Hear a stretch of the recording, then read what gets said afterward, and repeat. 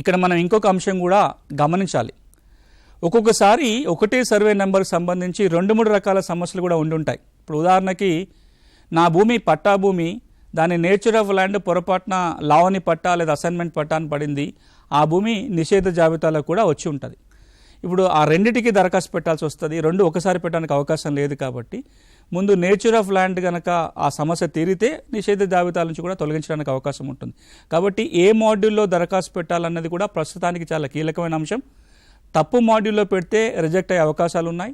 ఒక పక్కన గౌరవ హైకోర్టు పలు తీర్పులో చెప్పిన మాట ఏంటంటే, సమస్య ఉన్న వ్యక్తి ఏ మాడ్యూల్లో దరఖాస్తు పెట్టినా అది తప్పు మాడ్యూల్ అని తిరస్కారం చేయొద్దు అని చెప్తున్నారు. కానీ టెక్నికల్లో ఇప్పుడు ప్రస్తుతం ఇబ్బందులు ఉన్నాయి కాబట్టి రాంగ్ మాడ్యూల్లో దరఖాస్తు పెడితే రిజెక్ట్ అవుతుంది. కాబట్టి తెలుసుకొని ఏ మాడ్యూల్ సరి అయిందో ఆ మాడ్యూల్లో దరఖాస్తు పెట్టాలి. రాబోయే రోజుల్లో ఈ సమస్యని దూరం చేసే ప్రయత్నం రాష్ట్ర ప్రభుత్వం చేస్తుంది. ప్రభుత్వం కనుక తాను ప్రకటించినట్టుగా కొత్త చట్టం కనుక వచ్చి ధరణిలో ఈ మార్పు చేర్పులన్నీ వస్తే ఏ సమస్య ఉన్నా ఒకటే మాడ్యూల్ ఉండే అవకాశం ఉంటుంది.